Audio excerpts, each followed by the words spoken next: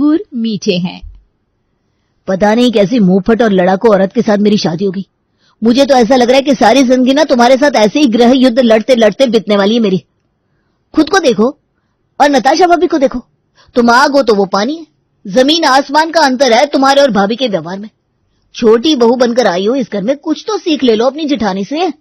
गली मोहल्ले रिश्तेदारी में कोई ऐसा नहीं है जो भाभी की तारीफ ना करता हो। हर कोई उनके गुणों से प्रभावित है।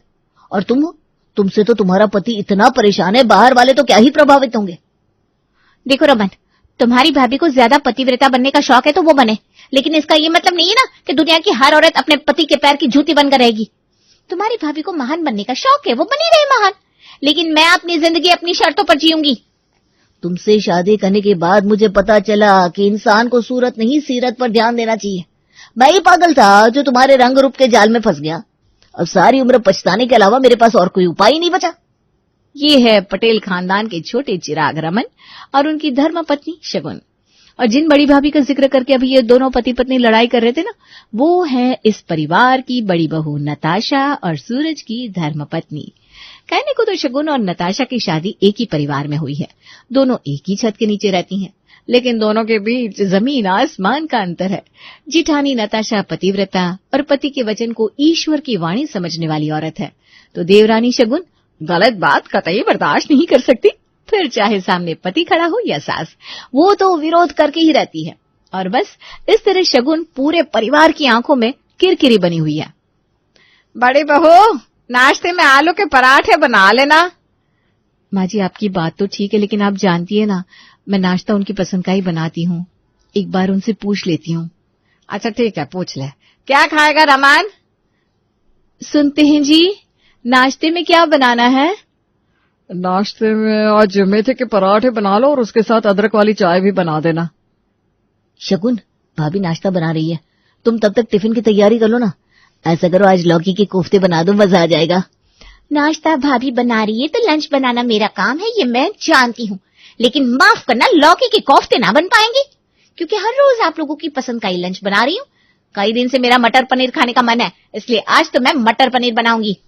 अरे ये क्या बात होती है? अगर मैं कह रहा हूँ कि आज लौकी के कोफ्ते बना दो, तो मेरी बात सुनने में तुम्हें समस्या क्या है?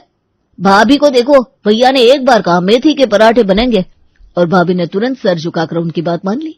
और एक तुम हो, खाना बनाने के लिए भी पहले बहस कर रही हो। अरे हाँ, मैं तो भूल गया था, तुम पति की पसंद का खाना बना लोगी तो तुम्हारी नाक नीची नहीं हो जाएगी।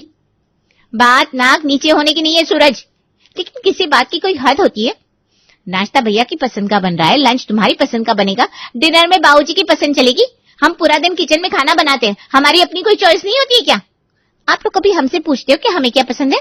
और अगर हफ्ते में एक दिन हम अपनी पसंद का खाना बना भी ले, तो उसमें इतना इश्यू बनाने वाली क्या बात है? अगर बाकी के 6 दिन मैं आपकी पसंद का खाना खाती हूँ, तो एक दिन आप हमारी पसंद का खाना खा सकते हो ना? बस सुबह सुबह शुरू हो गई महारानी, पता नहीं कहां से हमारे घर में आ गई है। बात बात पर तलवार उठाकर लड़ाई करना शुरू कर देती है। अरे सही गलत का पाठ हमें मत पढ़ाया कर, हम भी जानते हैं क्या सही है और क्या गलत। भैया, सुबह सुबह मूड खराब हो गया, मुझे समझ में नहीं आता शगुन को मैं कैसे समझाऊं। अरे आप ही कुछ टिप्स दे दो। आपने कैसे भाभी को मुट्ठी में करके रखा है, जो भाभी हर समय आपकी हाँ में हाँ मिलाती रहती है? अगर परफेक्ट हस्बैंड बनने के टिप्स लेना है ना बेटा, तो शाम को आधा किलो अंगूर लेकर आना, वो भी प्रीमियम क्वालिटी के बड़े बड़े वाले काले अंगूर। पहले चढ़ावा लगेगा, उसके बाद ज्ञान मिलेगा, समझ गया? अरे हाँ भैया, आप आधे किलो अंगूर की बात कर रहे हो, मैं 1 किलो लेकर आऊंगा। लेकिन सही बताऊं तो इस समय मुझे आपके मार्गदर्शन की बहुत आवश्यकता है। मुश्किल से घंटा 2 घंटे का समय मिलता है हम दोनों को एक दूसरे के साथ बिताने के लिए, उसमें भी हमारा झगड़ा ही खत्म नहीं हो पाता। समझ में नहीं आता ऐसे कैसे गाड़ी आगे बढ़ेगी हमारी। ठीक है फिर छोटे, अभी तो मैं ऑफिस के लिए निकल रहा हूँ, शाम को ऑफिस के बाद बात करते हैं। ऑफिस में रमन का दोस्त। अरे रमन भाई, बड़े चर्चे सुने हैं तुम्हारे कि भाभी जी तुम्हारी बात को पत्थर की लकीर मानती है। हमें भी बता दो, ऐसा क्या जादू टोना किया है तुमने जो भाभी जी तुम्हारी मुट्ठी में रहती है? एक हमारे वाली है, बात बात पर संग्राम छेड़ देती है घर में।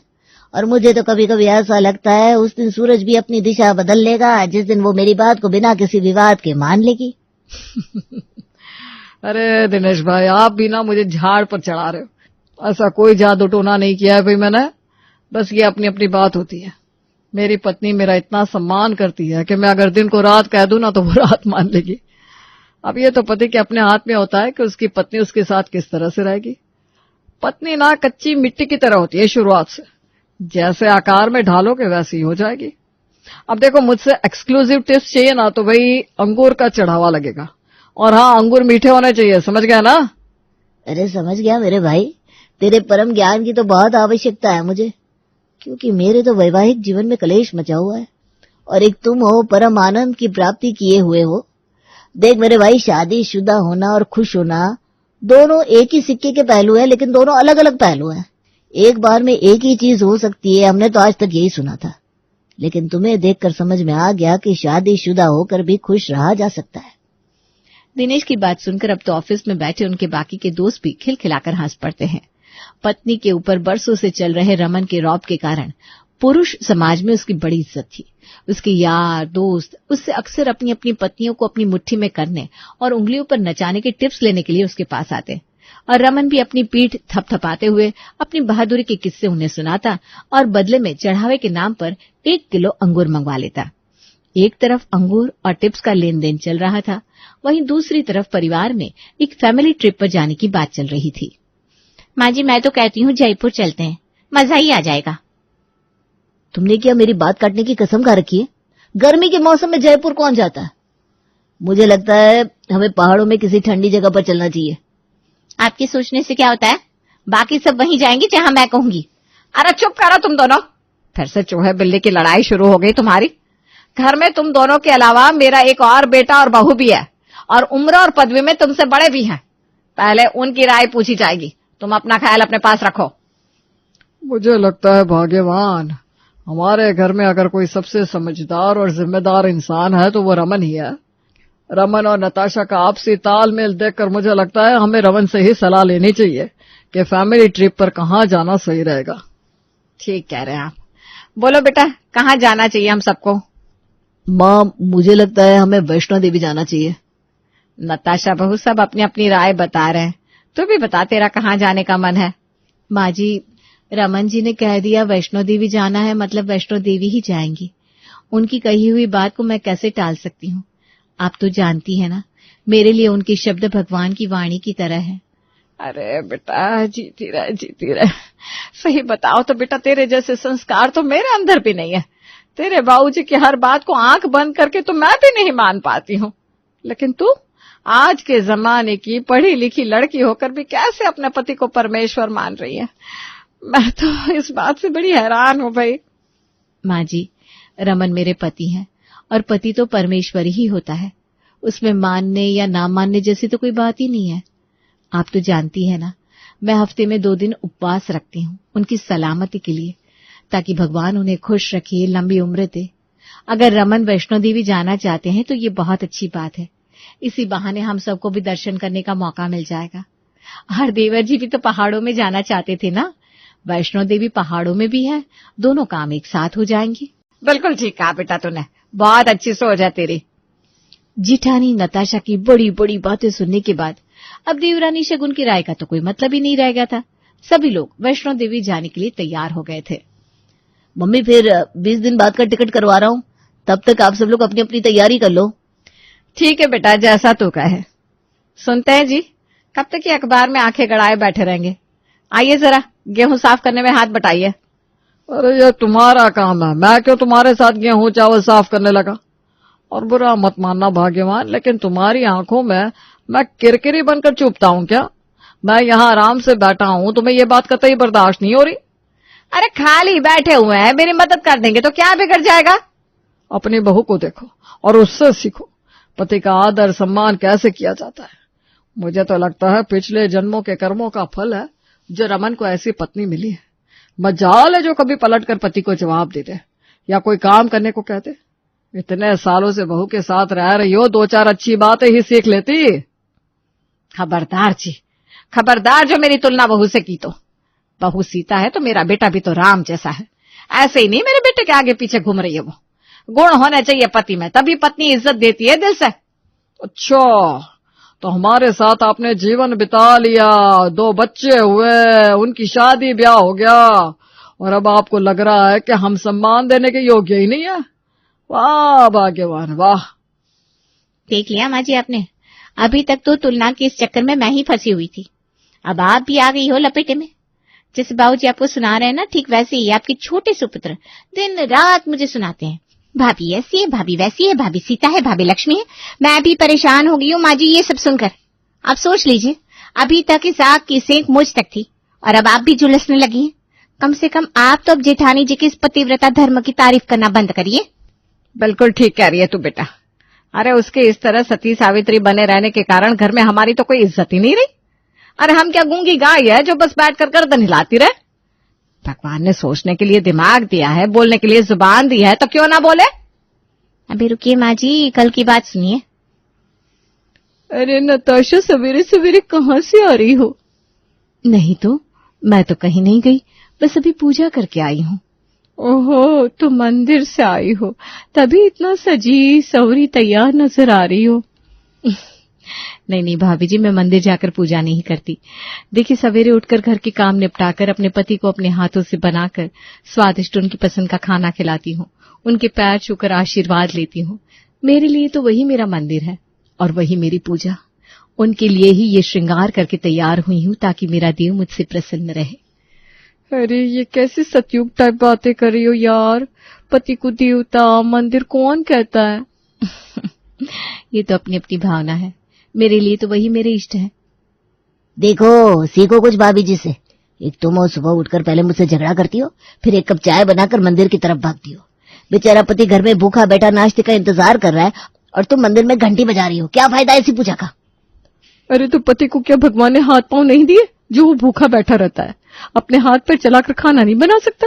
अब पति के चक्कर में क्या पूजा पाठ करना छोड़ दे?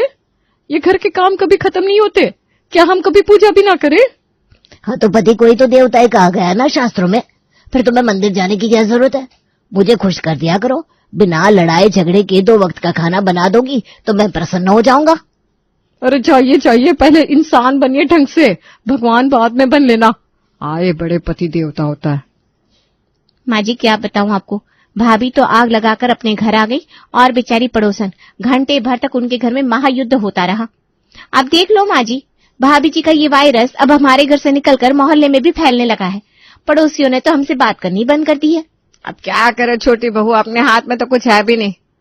अच्छा सुन, छोड़िए बातें, शाम को शादी में चलना है, तैयारी कर लेना। ठीक है माँ जी। वो माँ जी, मेरी तबीयत थोड़ी ठीक नहीं लग रही, आप लोग निकल जाइए बुआ जी के यहाँ शादी के लिए। और रमन भी कह रहे थे उन्हें ऑफिस में जरूरी काम है तो छुट्टी नहीं ले पाएंगे। अच्छा ठीक है, जैसे तुम दोनों की मर्जी। मैंने टिकट करा लिया है, हम सब लोग आज शाम की ट्रेन से निकल जाएंगे। शाम को 5 बजे छोटी बहू शगुन, पति सूरज और सास ससुर शादी में जाने के लिए अपना अपना बैग लेकर निकल गए थे। अभी सूरज और बाकी लोग रास्ते में ही पहुंचे थे कि तभी शगुन को याद आता है कि वो जो शादी में साड़ी पहनने वाली थी वो तो घर पर ही छूट गई है। अब सब लोग स्टेशन पहुंचे मम्मी, मैं घर से साड़ी लेकर आता हूँ। सूरज जल्दी जल्दी घर पहुंचता है और अपनी पॉकेट से घर की दूसरी चाबी निकालकर घर में घुसता है। तभी उसे भाभी की आवाज सुनाई देती है। रमन क्या कर रहे हो यार, और कितना टाइम लगेगा ये साफ सफाई करने में तुम्हें? अरे क्यों शोर मचा रही हो? कर तो रहा हूं ना इतने सालों से, सारा काम तुम्हारा मैं ही तो करता हूँ। तुम्हारे शोर मचाने से मेरे पास कोई जादू की छड़ी तो नहीं आ जाएगी? जल्दी करो, फिर खाना भी बनाना है तुम्हें, और आज कुछ बढ़िया सा बनाकर खिलाना। थक गई हूँ सबके सामने ये पतिव्रता होने का नाटक करते करते। अरे मेरी जान, क्यों परेशान होती हो तुम आराम से कमरे में जाकर बैठो। आज सरसों के तेल से तुम्हारे पैरों की मालिश कर देता हूँ, सारी थकावट दूर हो जाएगी। और कैंडल लाइट डिनर कराऊंगा अपने हाथों से बनाकर। और कोई फरमाइश हो तो बोलो जान। तुमने ऑफिस में 2 दिन की छुट्टी के लिए बोल दिया है ना? मैं बता रही हूँ, पूरे 2 दिन एक भी काम नहीं करने वाली मैं। बहुत दिनों के बाद तुम्हारे घर वाले कहीं बाहर गए। अरे पत्नी श्री, आपकी सेवा के लिए तो मैंने शादी में जाने से मना कर दिया। तुम बिल्कुल चिंता मत करो, 2 दिन तक ये बंदा तुम्हारा सेवक है। हे भगवान, ये क्या देख लिया मैंने? अच्छा तो ये बात है, ये जो भाभी का पतिव्रता होने का इतने सालों से तमाशा चल रहा है, ये सब बस एक ढोंग था। ये प्राइम टाइम शो तो घर में सबको देखना ही चाहिए। सूरज अपना फोन निकालता है और पत्नी शगुन को फोन मिलाता है। शगुन, चुपचाप मम्मी पापा को लेकर वापस आ जाओ। आप सबको कुछ दिखाना है। ज्यादा दूर तो नहीं पहुंचे होंगे अभी? नहीं, बस कुछ ही दूर पहुंचे हैं अभी। पति के कहने पर शगुन सास ससुर को लेकर वापस लौटती है। दबे पांव सभी लोग घर के अंदर दाखिल होते हैं और सामने का नजारा देखकर सबके पैरों तले जमीन निकल जाती है। अंदर कमरे में रमन पत्नी के पैरों में तेल से मालिश कर रहा था और काले अंगूर थाल में सजे हुए थे। बेबी, तुम अंगूर खाओ ना, बहुत मीठे हैं। कल ही पड़ोस वाले गुप्ता जी देकर गए। तुम्हारे लिए तो मंगवाता हूं मैं ये मीठे मीठे अंगूर, ताकि तुम अंगूर खाकर रिलैक्स करो और मैं तुम्हारे पैर दबाकर तुम्हारी दिन भर की थकान उतार सकूं। वैसे एक बात कहूं, दोनों एकदम परफेक्ट है, अंगूर की मिठास और तुम्हारा प्यार भी। अरे करम जली, मेरे बेटे को यहाँ नौकर बनाकर रखा है तूने और सारी दुनिया के सामने पतिव्रता बनने का ढोंग करती फिरती है। इधर आ तू। और तू भी बड़ा दुनिया के सामने मर्द बना घूमता है और यहाँ देखो हम लोग घर से 4 कदम बाहर क्या निकले, तू तो यहाँ बीवी के पैरों की मालिश करने लगा। वाह भाभी वाह, आपकी वजह से पिछले 5 सालों से हमारे घर में कलेश मचा हुआ है। माँ जी, बाऊ जी, यहाँ तक कि पड़ोसियों के घर में भी आपकी हरकतों की वजह से रोज क्लेश होते हैं। हर किसी को बस आपकी जैसी बीवी चाहिए।